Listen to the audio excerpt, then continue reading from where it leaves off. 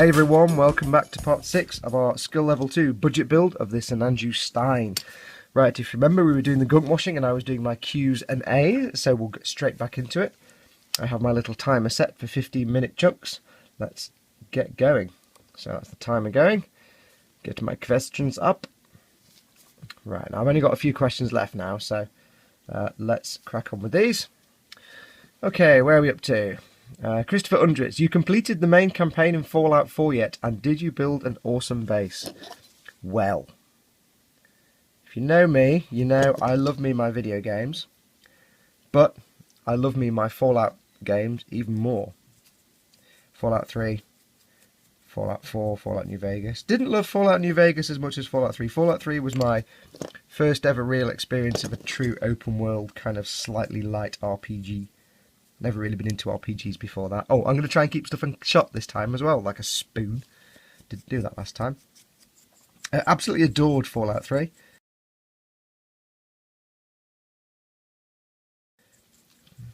Wasn't that impressed with Fallout New Vegas. I thought it was a bit empty. Fallout 4, yeah, I loved it. It almost had the same kind of exciting exploration and wonderful vibe that Fallout 3 had, but not quite. But it was good, I enjoyed it. Have I finished the main campaign yet? No. I ran out of I had a lot of free time for a little while, but then I had, things like these video builds to do. So time was again me. Also I changed jobs, so that took up a lot of my time. But I didn't finish it for one reason, because, and I don't really want to give any story spoilers away, because obviously not everybody might have finished it, but you have to make a choice at one point. You get so far and you have to make a choice as to who to side with, kind of, and that has implications throughout the rest of the game. Yeah, and unfortunately your choices, they're all kind of colossal dicks. So I'm kind of stuck on that bit now. I'm not stuck on it, but I'm like, I don't know. I can't give any spoilers away. So I kind of was like, I don't really like any of them really that much. They're all spoons. So, yeah. So at the moment I'm in that stuck place. So I haven't quite got time. But even if I did have, I don't know which way the wind blows. I don't know which way to go with it. So, yeah. But did I build an awesome base? I built a base at Sanctuary, because obviously that's where you start off and that's where your home is. I built a base at the Red Rocket truck stop, because I ran out of space at Sanctuary for settlers. And I built Good Springs, I think it is. Again, I don't want to give any spoilers away. Did that as well.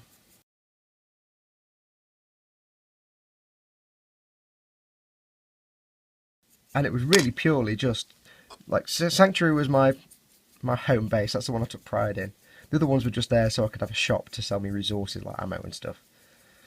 And yeah, I put quite a lot of time into it, actually. I mean, my big complaint was that Bethesda don't tell you half of the stuff you need to know. And it's not the most easiest mechanic to work with. Like, for example, they don't tell you that you can build as many beds as you want, but 20 settlers max, which is annoying. And they don't tell you that if you have a lot of your companions as people living in the settlement, it causes issues with happiness and bed numbers. For example, I had like 18 people in Sanctuary, and I had like 32 beds. And every time I went to the woman that I put as the arms store trader, she's like, oh, hey, everybody's bitching about the lack of beds. I'm like, there's 32 beds. And there's... So what they don't tell you is, and what it's designed in is, people will sleep in the beds, but if you don't actually manually assign someone to a bed, then that person kind of bitches about there not being enough beds. And it's like, really? And not to make meat of it, but, the assigning people to tasks is exceptionally bleeding clunky. It's like, I assigned someone to a task, and then I thought, right, who did I assign to this bed? I've got no idea. No idea who assigned to that bed. I think they might be changing that, or they have done in some of the DLC. But last time I played it. So it was kind of clunky. But yeah, I did it. I built some structures. Expanded around the structures. I had a turret about 60 feet in the air on a little platform with nothing holding it up in the air. And I thought, yeah, take that down, Raiders. And they did. But hey, what are you going to do? Now this is interesting. I can't get my cotton bud in there. And I just spent a lot of time. I put a wall around the whole thing. And I put like 30 machine gun turrets around it. So basically ain't no one getting in my settlement. Brah. It's just not happening. So I think it's been raided a couple of times, but nothing has happened because nobody can get in. The fence that goes around the whole thing has one entrance. And that's it. You can only get into the settlement one way. And that one entrance is covered by about 20 cannons. So you ain't getting in. No matter how much you want to get in. Unless you've got like 100 super mutants. I suppose you could have a super mutant run in with a nuclear warhead. That would probably end badly. But yeah, for the most part, you're not getting in. So it's kind of an awesome base, but the mechanics are so clunky that after a while my enthusiasm went a bit. So I'll go back to it. I'm just having the time.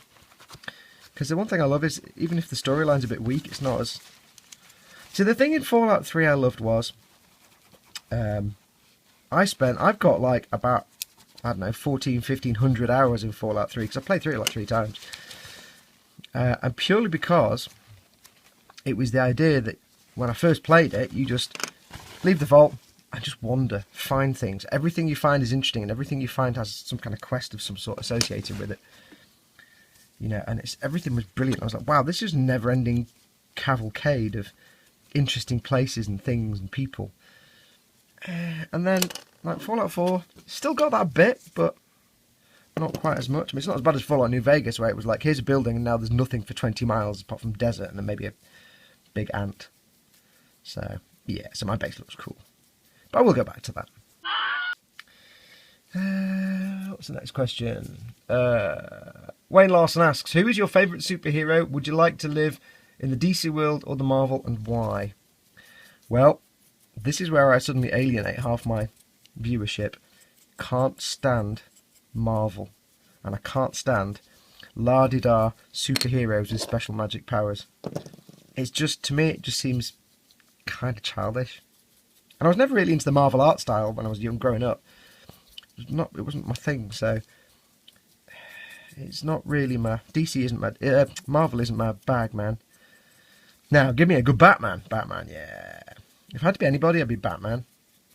Because Batman's kind of the only real kind of, let's say, masked vigilante-style character I like. Why? Because he's just a guy. Yeah, he's got a lot of money. But he's not got special powers. He's a detective. He's not a superhero. Keep it on camera, dear. And that's what I like. But having said that, I don't read a lot of comics. I never really have. The kind of stuff I used to read, I went into this in the last Q&A video on the RX-78-2 build, was, you know, some graphic novels, Mouse by Art Spiegelman, and Benoit Sokal's Canardo books, which if you hunt around enough you can find them ones they're released in English, or you can struggle through French. But yeah, superheroes, nah. If I had to live anywhere, I'd live in, I don't know. I know, obviously, Gotham is Batman, and Superman is Metropolis, but Superman's just rubbish. Can't stand Superman. Really can't stand Superman. He's just so pointless. Not a good character at all. He's not dark and gritty like Batman. I don't know. I really don't know enough about them. I wouldn't know where I'd want to live. Go on, I'd live in Zootopia. There you go. That's where I'd live. Surrounded by animals having fun. Strange question. I mean, a strange answer even. Now here's a strange question. Fingers from Matt Baker. Fingers as long as your legs, or legs as long as your finger? What is this? I don't even... I don't even know where to go with that one. I really don't. I can see downsides for both. Obvs.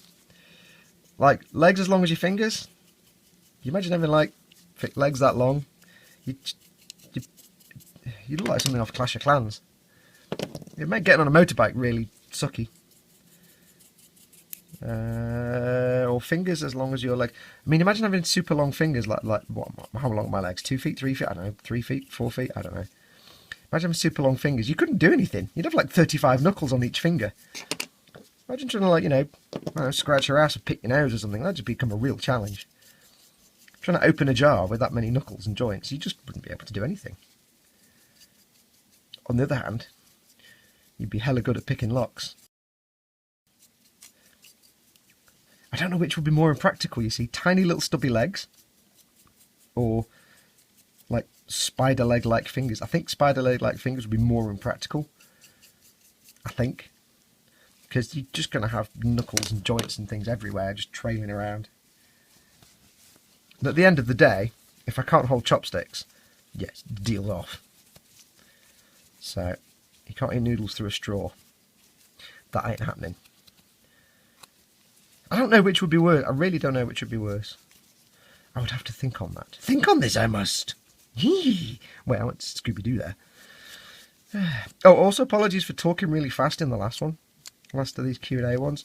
It was really hot and I was getting excited about what I was doing and I just got carried away and then I was waffling away. I'm probably doing it now without even realising. I don't realise when I talk super fast. I either talk super fast or I talk really slowly. And I never quite know which one I'm doing. Or I start out with one and end up with the other. Unless I'm super careful and I talk in my radio presenter voice. Next, on Granada Tonight, my TV kind of news announcer voice, TV pundit. So yeah, apologies if I was going really fast. I kind of get carried away doing because I enjoy doing this bit. This is fun. This is silly fun. So I kind of enjoy doing this bit. I'll tell you what though, I'm having some concerns about these chips. They are coming out. I didn't think they would come out dark like this. Now, as Tony Fairclough, my good friend Helgen35, yes, I said 35, not 35, Tony, thank you. Thank you. As Tony will tell you, and he says in his videos, we make the mistakes so you don't have to. None of us are professionals. None of us claim to be perfect model makers. And sometimes things happen that you don't realise. Unexpected things like this. I didn't think this grey. I mean, this is the first time I've actually gunk washed over this silver grey. And I didn't think it would come out this dark. So this might be a problem. But it might not. But then it's a problem to overcome. It may be that we do some white dry brushing at the end. Blend things in a bit. Of course, we'd have to add white oil paint to the mix. Increase the budget even more. So we shall see. How does that compare to that one? Just getting to all these little nooks and crannies. You can see in there, there's some like oil paint in there I haven't gotten out yet. And it just looks like real filth. So I like that. So yeah, it's kind of a little bit darker than I thought. We'll see. We'll see.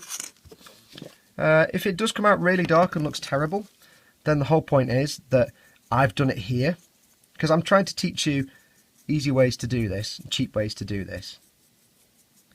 But it's good when something goes a bit weird or wrong sometimes, because it's me saying, right, this is what I'm doing, this is what I thought, and this is how it came out. So now you know, if you don't like the way this comes out and you think these chips are too dark, or I've put too many on, which I think I have done, then at least you know when you do your chipping colour, make it even lighter, because the oil paint will darken it.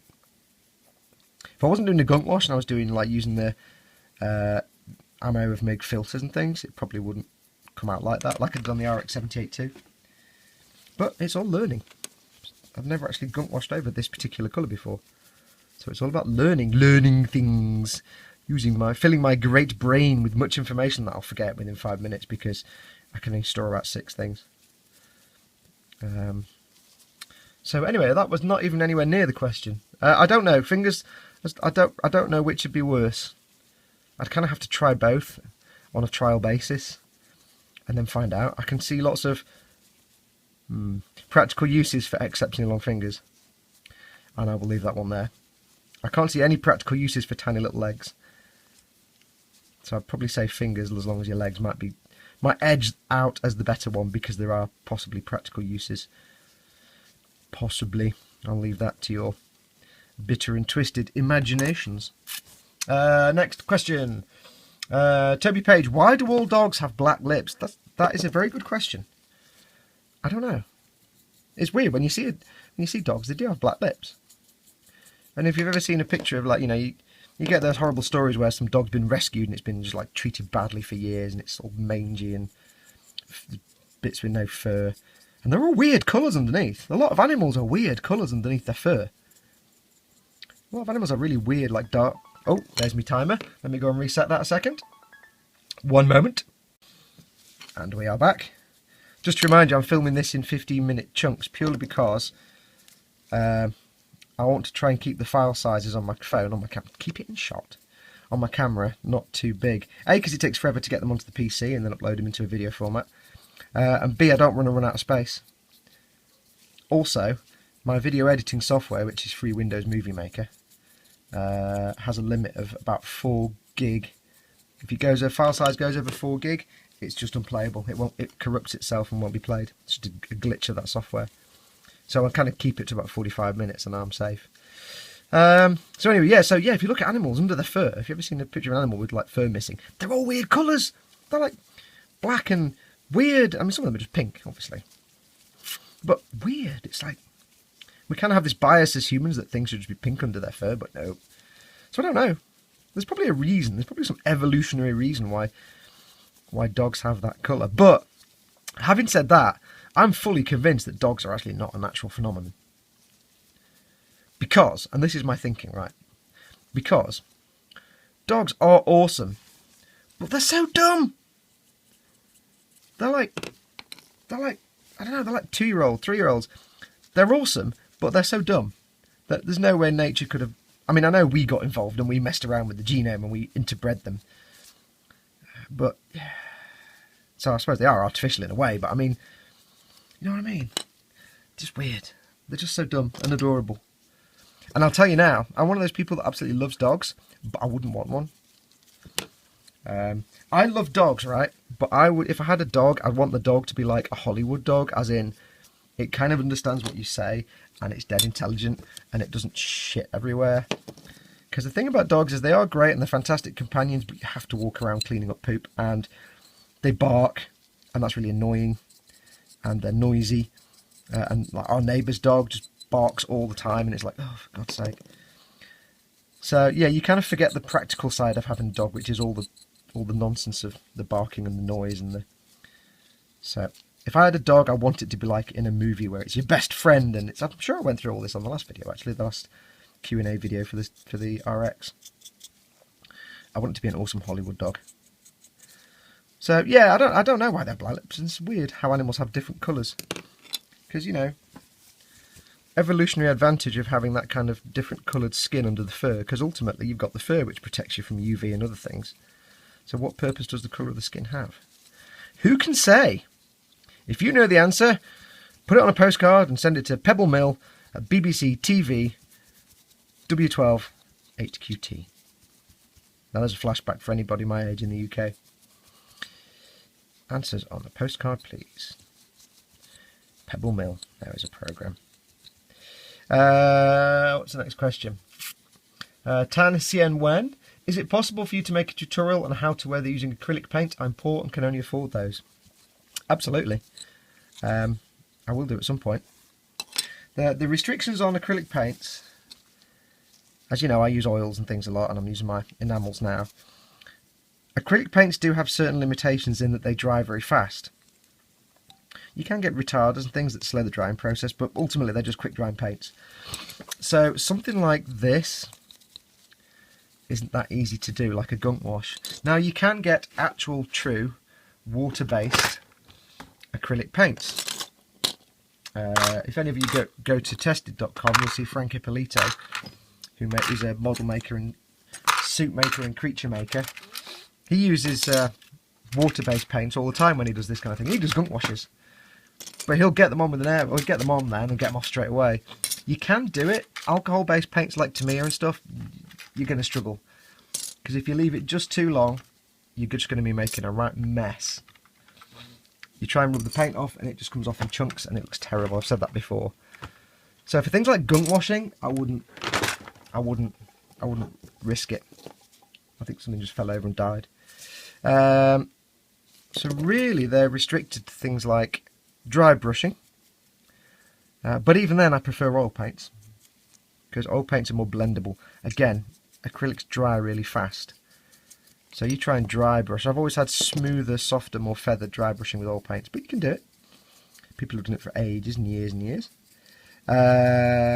You can do washes, where you thin the paint down with thinners. And that's fine. Pin washes. Tamiya smoke is a great one to thin down a little bit. Tamiya smoke, if you thin it down, you can do something like a gunk wash, because it tints the surface and goes into all the panel lines. Obviously, I've done the chipping on this with acrylics, because it's just normal acrylic paints.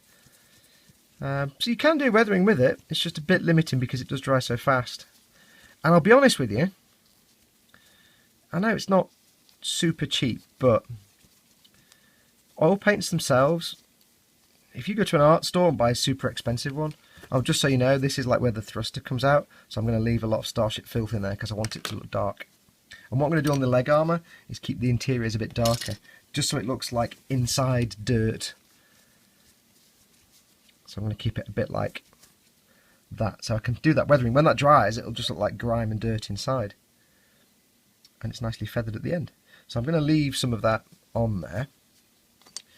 It's not just about slapping it on and taking it off, yeah. You would go like that once. Yeah, oil paints, you can get them. You know, you can go out and buy your expensive... I mean, things like this Starship Filth, yeah, it's, I think, 3 or 4 quid. 3 or 4 pounds. That's about 350,000 Australian dollars. But you can get those, they're expensive, and proper artist oils, Winsor and Newtons and New Dale and Rowney's, they're expensive, they're not cheap. But you can get cheap artist oils. Go to your local hobby store. Don't go to like your local bargain basement store and get the cheap crappy sets of oils, because they're terrible. But if you go to your local art store, they'll have cheap oil paints. And you can buy them one at a time, and a tube of cheap oil paint might cost you about the same as a pot of acrylic paint. Now, obviously, you're not going to be painting with the oil paints for the most part. You're going to be just doing weathering. But if you can't afford things like Starship Filth and all of the colours, just remember, every colour is made up of the basic primaries. So get yourself some white. This is not primary, obviously. Get yourself some red, blue, yellow, green and white. You can kind of make any colours from those. You know, you could make Starship... I mean, things like Starship Filth, again, you can get some of the pre-made colours like Burnt Umber and Payne's Grey. Brilliant. Add some of the Burnt Umber to the Payne's Grey, and then you've got yourself a Starship Filth colour. But you don't have to. You could mix your own. And you can get cheap oil paints. So, don't worry if you think, oh, I can't afford oil paints. They're not. You can get them cheap. But you can do a lot of the things I do, apart from gunk washes, with acrylics. I just find it easier and give better results to use oils. Although there is the sitting around for 5 days while it dries, which can be a pain in the ass. But it's worth it. So a little bit of an investment. And like I've said in other videos, this is why I'm doing this video, because I understand that not everybody is flush with money. I'm not, I'm skint. As I've said many times, I'm on my arse money-wise. But I've just built up all this stuff I'm using over the years, so I've got a supply of bits. Do it on camera, dear. So, you know, I'm lucky in that way. What I wouldn't do is weathering with Gundam markers. I try and encourage people away from Gundam markers, because they have their place, but you can get much better results with actual paints. And anyway, Gundam markers aren't that cheap either. I mean, God, they're not cheap at all. Right, so you see here I've kept it more grubby inside than it is on the outside, because I want that to look like an inside piece of armour, so it looks grubby and crappy. So I've deliberately done that. But yeah, I will show at some point when I get a chance. It just means I'll have to be doing a model that I'm happy to do that on. At the moment, this one is a very specific reason for doing this kit, and the next one is a build for Mig Jimenez, so I've got to use his paints. But I want it to look fantastic, so that's. But I do have, you know, some other kits I need to work on. So maybe my bear guy I might do purely with acrylics. We'll see, but I will do something. Don't worry, and thank you for the question. I do appreciate that not everybody can afford all these things. But don't worry if you can't. Just build your supplies of stuff up over time. Oil paints will last you a long time because you only use little bits. Unless it's Starship Filth. You know, your acrylic paints you'll go through quick. but just build up your collection over time. Go for the basics to start with, and over time you'll get more paints and more colours. And just keep your eye out for cheap oil paints at the art store. That's the trick. Next question. When are my from James Wilson? When are my scale greasy pizza boxes happening? They will be on the I think on the Perfect Grade Zaku. Hooray! It's an old joke that goes back between me and James. I can't remember how the joke started, but it was the idea of I wanted to make things look weathered and beaten. And so it was something about the cockpit and how basically all these Gundams are piloted by teenage boys. So ideally, if you want to make it really realistic, the cockpit should be full of porn mags and pizza boxes and beer bottles and things. So yes, I think I'll do that on the Zaku just for fun, because I won't be using the figure. I've had to order the Zaku I'm going to do it as a standard green Zaku 2, but I had to order Char's Zaku because nobody had the green one. My very good friends at Japan Cool were struggling to get hold of a green one, so I got the red one because it's the same kit, it's just a different colour. So I'm painting that in green, but that means I can't put the pilot in because it's Char, and that just looks stupid with Char in a green Zaku. So I will have it pilotless in the cockpit. If I can figure out how to do it, and a good way to do it, I will figure out how to make scale pizza boxes. And if I can get stuff printed out onto thick card, I can make some pizza boxes and maybe put some in-jokes on the pizza boxes. We'll figure it out. It'll be fun. Nobody will ever see it. If I have to display it with the cockpit open, that'll be interesting. And on the monitor, if there's a view screen, maybe I'll have to somehow put an image on there, like as if the view screen's on and he's watching the porns or something. But I'll have to be careful about that because again, it's a build for somebody else. So yeah, so you will be getting them. Don't worry. Next one. Oaken Beeson, that commercial on Gundam.info is pretty sweet. Now you mentioned remember in the last, I think video before last, I mentioned about there's a commercial for Gundam.info. Gundam Info, as it says, where they show the it's an advert for the HD Barbatos, and it starts off with the CGI Barbatos releasing itself, coming to life and jumping out of the airlock of the hangar bay. And it's all kind of got loads of chipping on it, which is what we're trying to reproduce here. And this is what he's referring to. He says, it's pretty neat, but I noticed the animation showed more of a glossy look as well as a weathered. Almost like a polished up race car that's seen some action. What do you think about chipping and weathering a model, but having a shiny finish? Looks pretty good in that commercial, I have to say. And it does. And I hadn't actually spotted the shininess until you mentioned it, because I was too busy focusing on the chippiness. Yeah, it does look kind of interesting.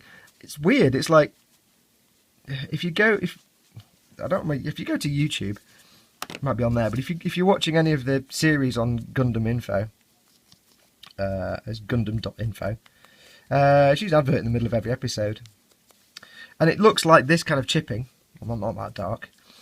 But it's really high quality CGI. And it has some shiny bits. And it looks interesting. So yeah, that's something to consider for a future build. I mean, logically it makes no sense. If a vehicle is that weathered and battered, it wouldn't be shiny in real life. But this is a fun hobby, not a rivet counting hobby. I am not a rivet counter. I might try that at some point. And it will basically just be like doing this model we're doing now, but then when you finished it, give it a light gloss coat just to bring some shine back. That would be interesting. So yeah, maybe I'll have to try that. I do actually intend on getting a Barbatos at some point. I'm not going to go for the 144th. I'm not a big fan of the 144th scales, just because they're too small. I don't like tiny things. And a lot of this chipping and weathering, unless you're really skilled, it's just going to look weird on a tiny model. The 1/100th scale Reborn, or whatever they're called, they're not master grades, but they're 1/100th scale. I might get one of those. However, we've got to hold out hope that at some point Bandai just stopped doing Unicorn Gundams in the perfect grade range, because that's getting stale now. And maybe the next PG they do will be a Barbatos. Barbados. That'd be good. I'd build that. Perfect grade greys. That'd be interesting. Although I don't like the dinky feet on greys. Not a big fan of the dinky feet. There you go, leaving more... I mean, you never see that gunk in there, but I know it's there. In fact, I should have left more on the inside of the armour for the backpack. I might go back and do that a bit more. So yeah, it's certainly interesting. It's shiny and yet chipped and weathered, which makes it interesting. But if you get a chance, just go along and find that advert. It looks rather good. And bearing in mind, of course, Barbados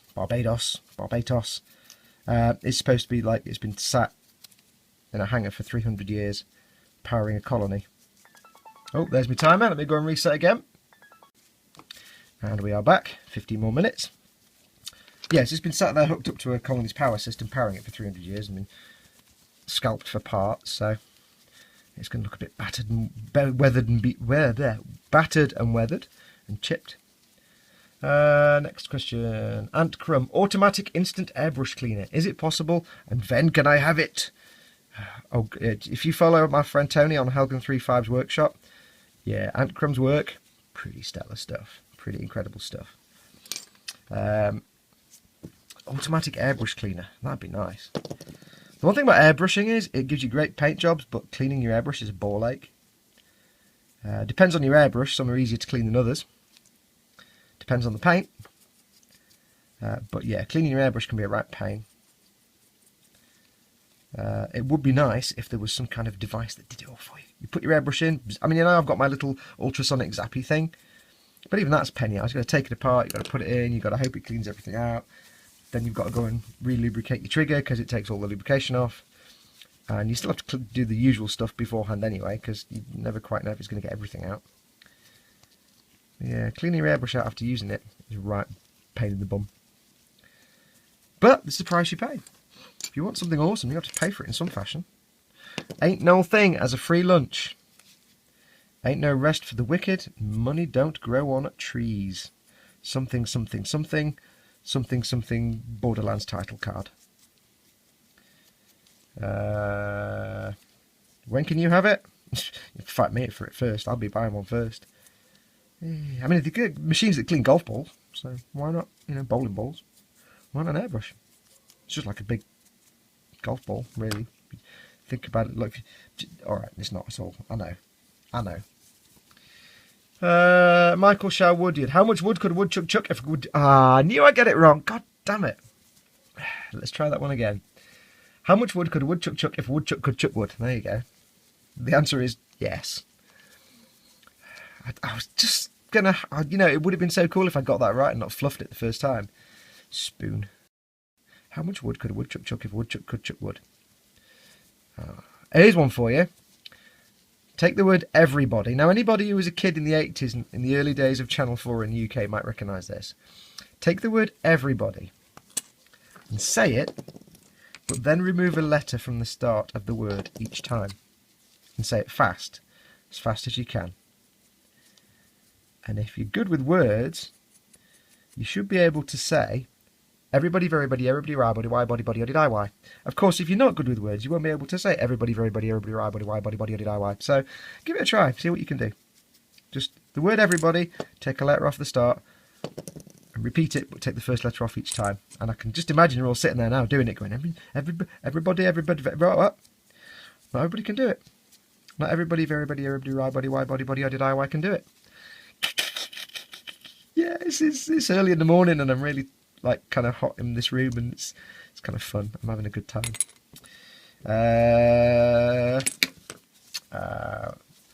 Platypus, I love that name.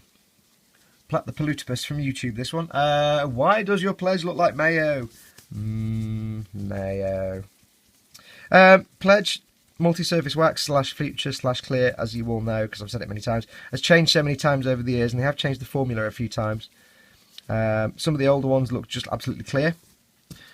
Some of them look milky, like mine. It depends on which version, how old it is. Like Tony Fairclough, Hogan35, his is clear, I think. Is that right, Tony? Is yours clear? I think it is. Mine is milky cloudy. It just depends on when it was made. It doesn't go cloudy over time. They just changed the formula a few times. It's still all as good. There's a few videos out there saying basically which one is the right one, and the consensus is they're all the right one. They just look different. That's all. Don't panic about it. So it just changed over time. It dries crystal clear. It just looks like very thin butterscotch. Just looks like very thin butterscotch. And the last question I've got, actually, again from YouTube, from Where's Your Cave? Do you dilute the pledge? Usually when I use it, I do a 40-60 mix. Nope, don't dilute it at all. I don't know if you're supposed to. I don't know if you have to, but I never have. I wouldn't actually know what to dilute it with. It's an acrylic varnish. And I don't know if... Because the thing with the pledge is, it's all about its self-leveling ability.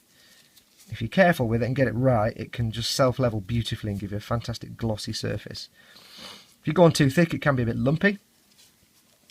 Thinning it, I don't know how that would affect it. I really don't. So I wouldn't like to say yay or nay to that.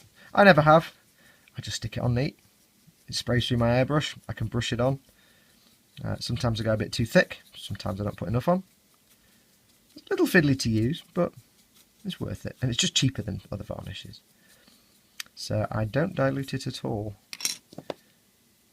I don't know what you dilute it with, to be honest. But that's the end of the questions. I told you this would be a short episode.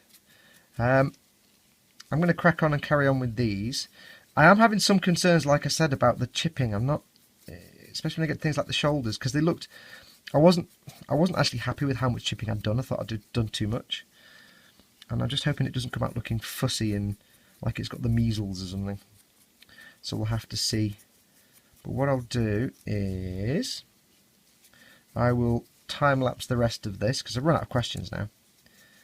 Thank you all for your questions. Very kind of you to send those.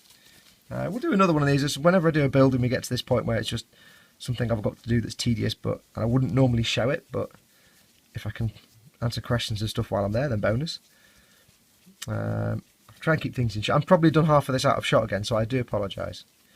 I'm spesh. What can I say? I am dead spesh. I've just lost thread of exactly what I was saying just then. What the hell was... Yeah, we'll do another one, another Q&A at some point. I'm sure there'll be one for the perfect grade, or if not, for the next build after that. In terms of... Oh, somebody did ask, what's in my queue. Obviously this I was hoping to have finished by now, but I've not, so it's going to kind of cross over with the perfect grade a bit. Then we've got the perfect grade Zaku 2. In my stash, I still have a perfect grade Strike Rouge. I still have a Bear Guy with Petite Guy as well. Bear Guy family, which is only a simple build. Do it on camera. I'm getting so carried away doing it, I'm not thinking about what you're actually looking at. I have the 1/60th scale no grade Freedom Gundam. Not the perfect grade Strike Freedom, just the no grade Freedom. And I have the full armour Unicorn Gundam Master Grade, which just fills me with terror every time I look in the box. So that's in my current pile. Oh, shame. Oh, and there is a Y-Wing as well, so I might bring that in after the PG, the Bandai Y-Wing. I need to do that. I'll let Tony finish his first, and then I'll just come in and make one that's much better and trounce him completely. No, I won't do that. Tony's Y-Wing's looking awesome. So, yeah. So I might as well do a quick shout out to people. Obviously, as I mentioned, my good friend Tony Fairclough, Helgen35. He's on YouTube as Helgen35, I think, or Helgen35 Workshop. I kind of forget. Anyway, I'll put a link here on YouTube. He's a really great guy. Does gunk washing better than me, Gimboyd. And he's a really nice guy, really funny guy. Go and watch his stuff if you don't already. My good friend Ted at Skipper Scale Models, link here on YouTube. Again, fantastic, talented modeler. Go and watch his stuff. That 1/16 scale tank, just incredible. And I've seen it now, it's finished, and it's just like, bah, wow, really? So yeah, do yourself... I've taken too much off there, haven't I? Spoon. Yeah, give yourself a treat. Go and watch his stuff. He's doing it free models, so he's not posting them up on his channel until it's been on e-models for a while. So he's just updating those. Time Kabouter. TK's model making. I think links here. I kind of know where you all are. I just forget sometimes what you call your channels. Yeah, again, he's a really talented builder. I've done it again. I'm just taking too much off. You absolute sponge bucket. Really talented builder. Just starting out in the YouTube world. So give him a warm welcome. Go and watch his stuff. Adam Cheeves, my American brother, who is making his goddamn scratch build TARDIS over at Enigma Model Making on the YouTubes. Again, he has the mellowest presentation style you'll ever come across. Him and Tyne, wow. Just relaxing. You know what I said about voices and relaxing voices. That's just the best. Right, so let's get those back in the box. Back in your box. Now, as with any gunk wash, I will need to leave all this to dry for 5 days. I'm just dumping them back in the tray where they came from. I'm not too fussed if there's a bit of scrapey goes on in the box. I'm not going to be moving it around, but it doesn't really matter. Because you want a kind of slightly battered weathered look. Don't know how much time I've got left. How much time I've got left? Don't know. But I'm going to carry on with these.